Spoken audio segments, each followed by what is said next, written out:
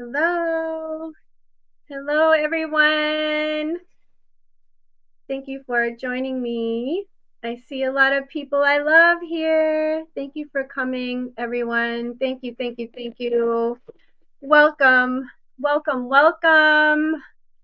Let us begin by making our bodies as comfortable as we can, grounding and centering ourselves.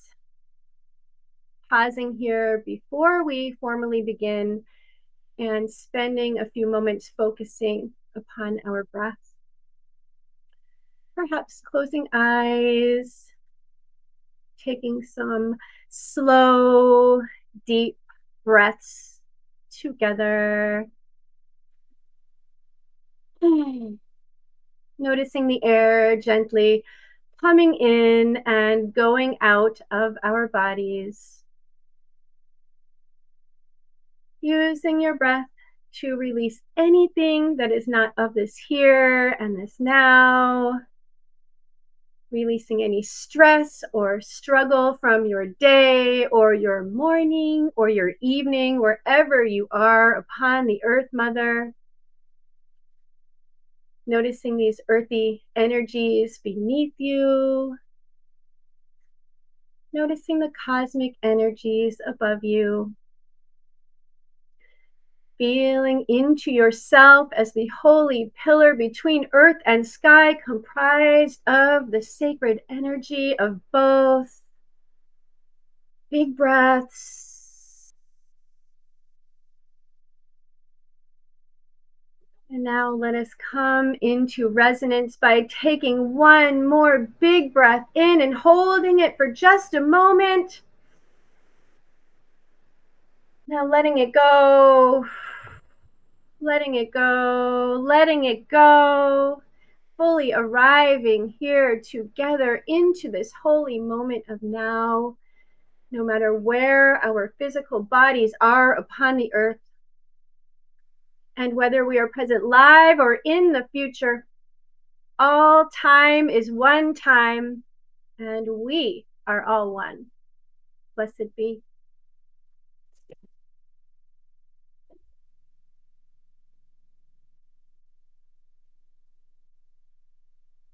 We light this candle in the name of the moon. We light this candle for you, oh goddesses of the moon.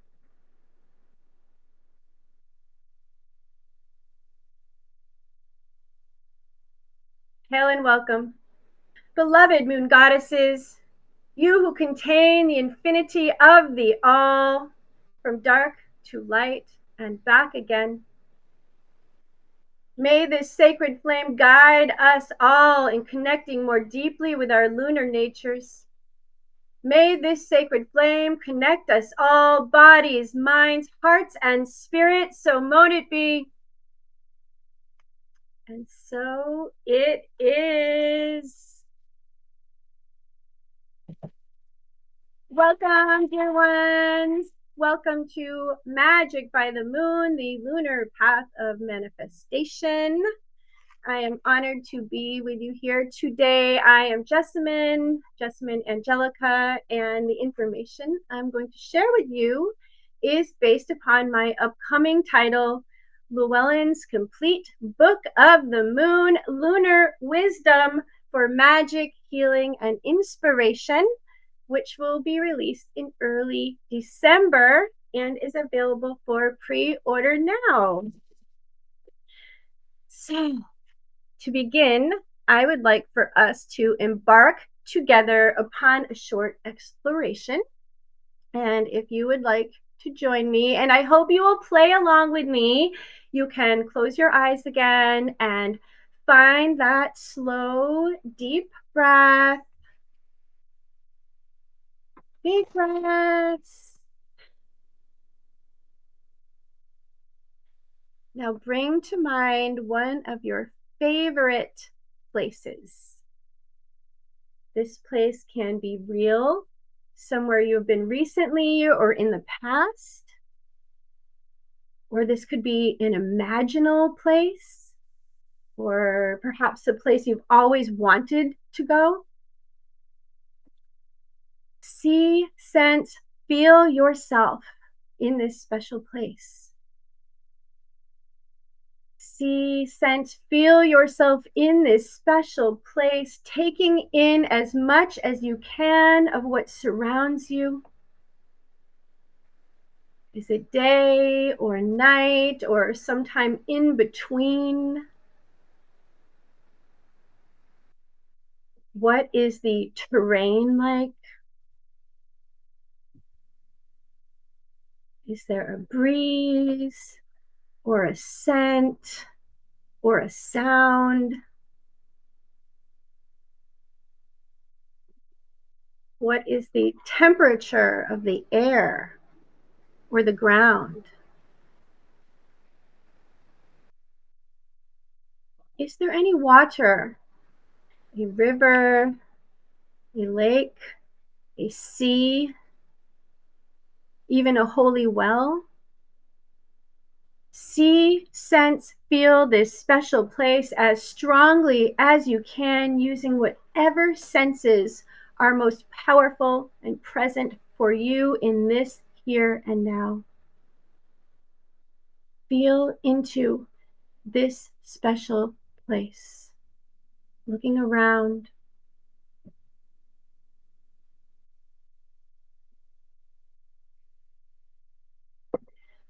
And now, as you explore this special place, allow yourself to become aware of the moon, whether she is visible or hidden. Become aware of the vibrations of the moon and notice or feel the phase she is in. You may be able to view the moon in the sky and clearly see the phase, or you may feel the phase of the moon, or you may receive her phase in a word or a symbol, in another image, or in some other way. Allow yourself to easily and effortlessly receive this information without judgment or second guessing. Allow yourself to simply receive this information however it is presented to you. Note the phase the moon is in today, here in this place that is special to you.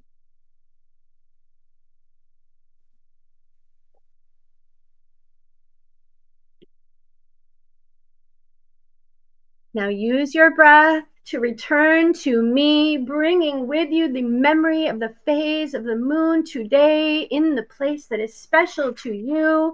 Return to me now, coming back, coming back, coming back. Opening eyes, taking one more big, powerful breath and coming back fully and completely to this moment now. That's a D. Okay, dear ones. So remember your phase, because you have just completed an intuitive oracular divination for yourself. And the phase you saw or sensed or felt is carrying important information for you today. As I talk about each phase of the moon, pay particular attention to the one that was in your special place and note the resonance, information, or instructions that it is carrying for you now.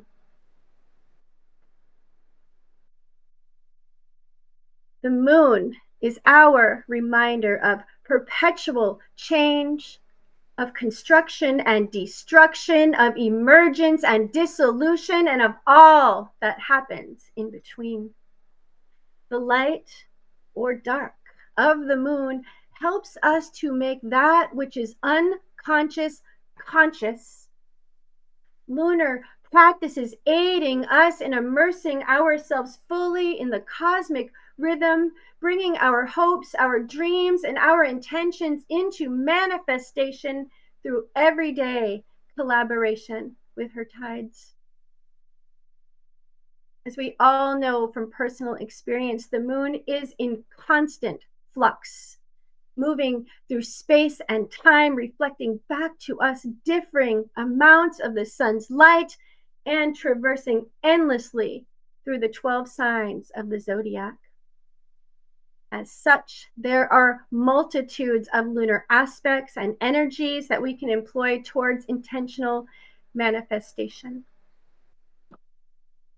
But since we only have a brief twinkling together right now, and this is a very broad topic, we are going to focus solely upon the fundamental powers inherent within the lunar phases. And I'm going to offer this information to you lecture style, which means I will not be able to interact in the chat today. And I hope that you will forgive me for this, dear ones. There are many, many phases of the moon, both major and minor, depending on your tradition and your worldview. For example, in indigenous Hawaiian culture, there are as many as 30 phases. 30 phases. Today, though, we are going to focus solely upon the 8 major phases of the moon. While the new and full moon phases are perhaps the ones most commonly partnered with in our lunar magic, every phase holds unique, specific, singular powers. They are filled with their own energy and purpose. They are affecting each of us on an individual level and affecting also the entire world. And that includes plants and animals and sea and stone. Aside from the pause-like moments that function as opposing poles of each lunation, aka the new moon and the full moon, the moon is always doing one of 2 things. She is either waxing or waning, and her cycling never ever stops. So let us talk first about the waxing half of the lunar cycle. And for our purposes today, this includes the phases of new, waxing crescent, waxing half, and waxing gibbous. And we begin, of course, with the new moon, which marks the start of every lunar cycle, offering us fresh opportunities for self-renewal and moments to consider what we want to call into our lives. This is an occasion to think big, to expand our sense of what is possible, and to embrace our biggest dreams. New moon energies are unrefined, almost formless, and ready for us to gather up and direct in ways that fuel our greatest plans. Each lunation, we are offered this blank slate where we can begin again and reset our reality based on who we are now and what we want in this particular cycle. The new moon is a prime time to consider our intentions for the next 29-ish days, allowing ourselves to be inspired and unedited in our dreaming, to simply begin the process of finding clarity around what we want. There is no need to create form or structure yet, or to edit ourselves in any way. In fact, this may serve to hold us back because form happens later. Form happens later. First, we must dream, then make careful plans, then launch, and then allow our visions the space to expand. There is a sweet, introspective, quiet, and slow energetic available to us to tap into during the new moon phase. And there is no rush here. There is no rush. The moon was just reborn, and her energies need some days to begin to grow in strength and power. This is our opportunity to open our minds and our hearts to our greatest potential, to stretch out of those boxes that we have grown accustomed to, and to explore where we might want to head next. From the new moon, we move immediately into the waxing crescent moon phase, which lasts about 7 days. When the reborn moon returns to the night sky, she is sometimes called Diana's bow, in honor of this lunar goddess who, with her magical bow and arrows, assists us in shooting truly towards our goals. This moon is still quite young. The energies are of gradual growth and of patience as we set things into motion. As the moon rises in power and grows in size, these increasing energies become magnetic, adding potence to our intentions to attract what we want. And this is the time to develop our manifestation plans, to progress forward with the moon as her force slowly builds, and to consider what we want to invite in through our front doors. As we begin to construct a form for our hopes and dreams, using these slowly building lunar energies with mindfulness and care, we can cultivate a rich soil in which to nurture our desires, creating a container that will last, one which will safely and securely hold our intentions as they ripen into fruition. And in this moment here today, the moon is in the final day of the waxing crescent phase in the astrological sign of watery Pisces. Of course, if you are watching this in the future, please do investigate the phase and sign that the moon is in for you in this moment. From the waxing crescent moon, we pass through the gateway into the waxing half moon phase. And this is that central instant when our lunar lady is perched between her darkness and her fullness, 1/4 of the way through the lunation. The reason why this phase is also known as the first quarter moon. During this phase, we are encouraged to continue to tend to those dream gardens as things begin to coalesce and consolidate. And at this point, we can sometimes see our desires gradually taking shape.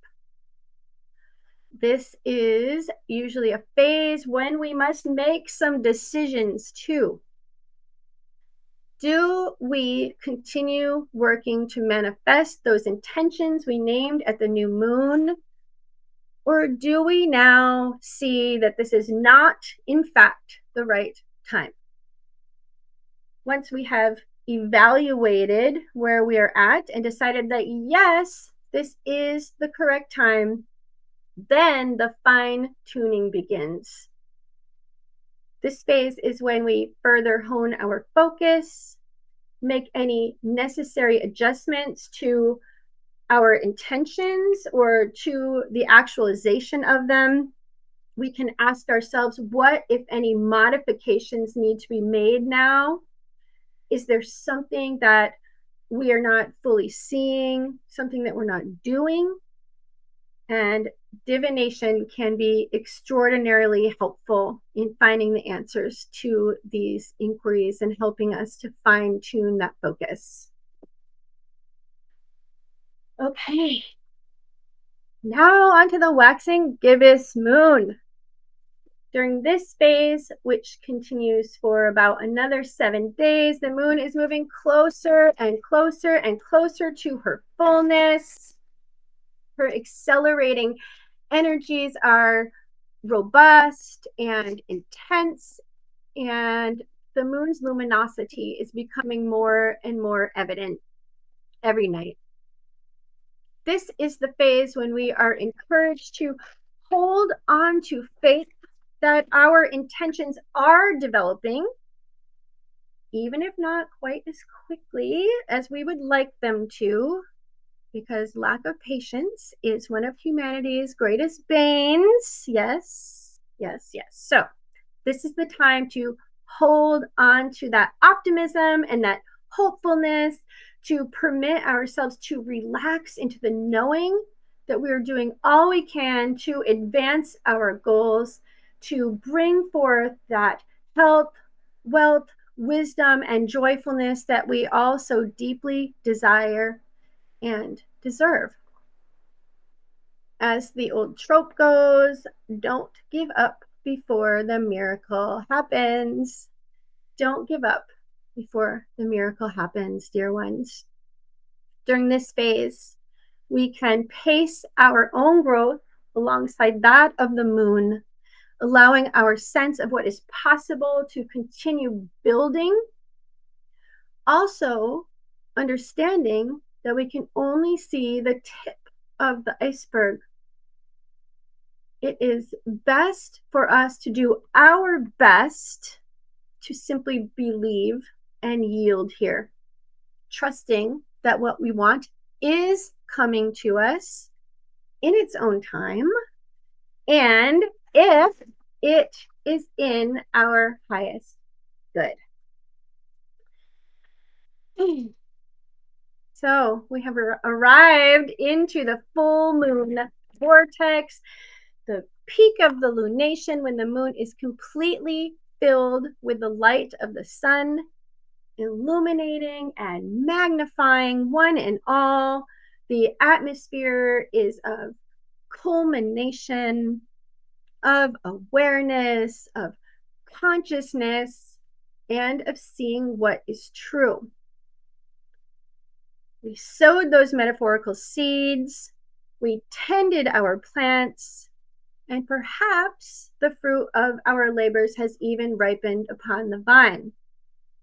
The full moon is the night or day to harvest that which is ready and to offer more nutrients and care to our longer term dreams and plans. And dear ones, it is absolutely imperative to understand that the arrival of the full moon does not necessarily mean that all the intentions we set at the new moon have manifested. Some will take much, much, much longer than 1/2 of a lunation. That said, we must celebrate, honor, and acknowledge any progress that we have made. This is so important. This is so important. Humans have become so accustomed to quickly moving on to that next shiny thing that we forget the important step of recognition and of savoring. This is the moment to acknowledge what we've accomplished. And we can also note for later that which has not yet been settled or resolved, all of those things that need more attention. The hard work will, of course, begin again soon, but for the present, we do magic and ritual that energizes, empowers, illuminates, celebrates, transforms, and fulfills. And this is also a time for appreciation and gratitude.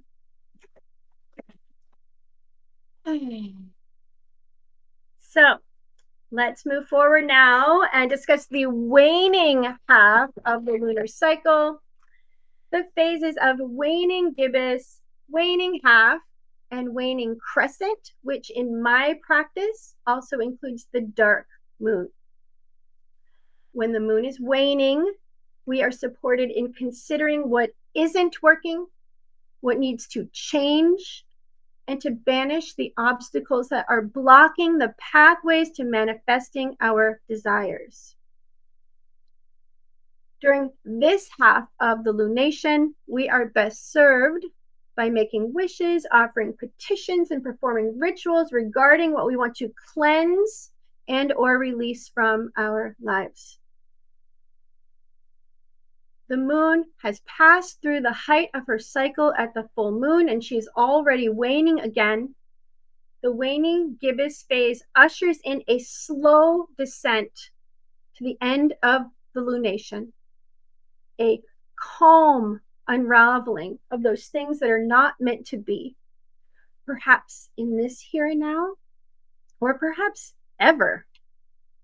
These things softly breaking down into their smallest pieces in order to rejoin the void, that place of all potential and all possibility. As the waning has just begun, now is the time to simply consider what we might like to decrease or release once we get deeper into this half of the lunation. Can we discern what is no longer needed or wanted? What is standing between us and our goals? Is there a habit, an experience, a pattern, or even a person that is preventing us from manifesting our intentions? As the moon begins to energetically diminish, what would we like to slowly, gently, and incrementally release from our realms and from our lives? And as we are not meant to continually generate, produce, manifest, planning for a rest period is indicated. We can look at our calendars now and decide when we will take a respite before this cycle ends for our own health, for rest and renewal.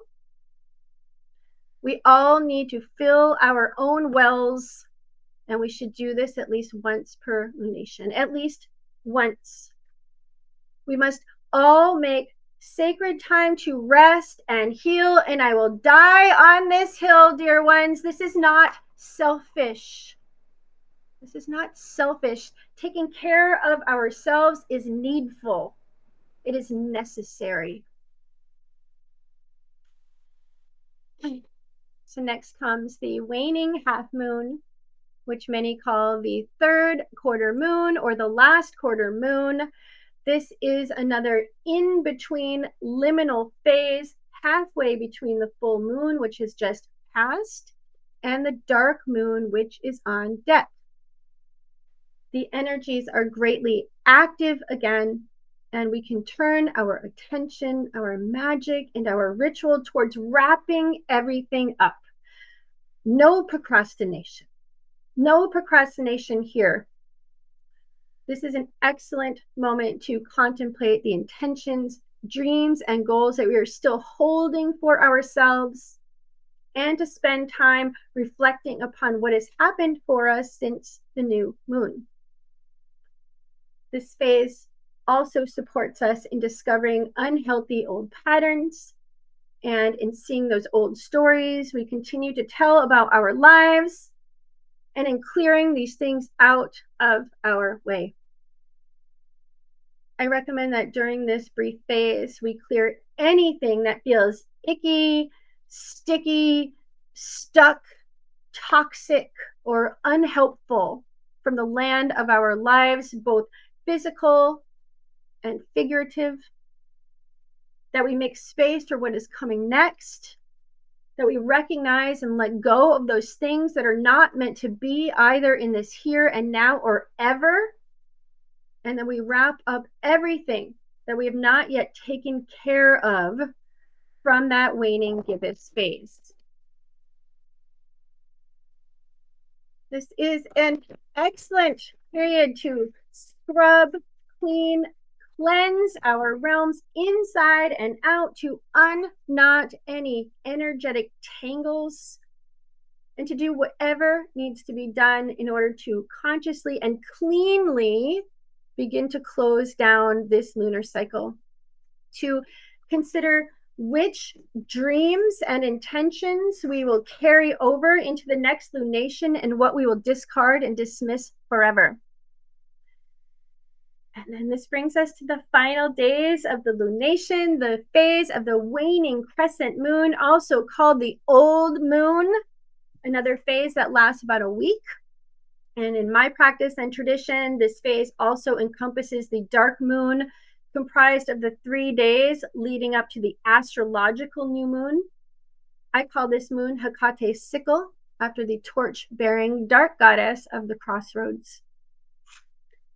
As the lunation moves towards its ending and the light of the moon fades into darkness, it is time for us to relax into the restfulness, to surrender, to let go, to yield to the beauty of the profound power only found in the sacred dark. This is the most favorable phase in which to incubate our shadowy dreams for the new lunation that will soon begin. We may also choose to continue our purification, cleaning, clearing, cleansing, and healing work to feel into the expanse of the space we are creating for our next dreams to take root and grow, and to prepare for the birth of the approaching new moon. And in service to this, I always perform a deep energy cleanse of my home, crafting a healthy, welcoming, nourishing space in which the vibrations of the coming new moon can land. So that covers the 8 major phases of the moon, dear ones. If you only remember one thing from our time together, make it this: the moon is always either waxing or waning, and the bridge between these two powers are the new moon and the full moon. When the moon is waxing, sow intentions, call things forth, and work to increase that which you do want in your life. When the moon is waning, consider what isn't working, what needs to change, and banish what you want removed from your life. Oh, beloveds, there is so much more to manifesting by the moon. And if this topic interests you, please know that I do go into it in great detail in my upcoming book. Please keep an eye out for it. Again, it is coming out in early December. Llewellyn's Complete Book of the Moon, Lunar Wisdom for Magic, Healing, and Inspiration. Thank you so much for being here with me. I appreciate all of you and your time. I hope you have found value in this super short presentation. If you'd like to get in touch with me, you can find contact information on my traditions website, sisterhoodofthemoon.org. Sisterhoodofthemoon.org. Note that it's a .org.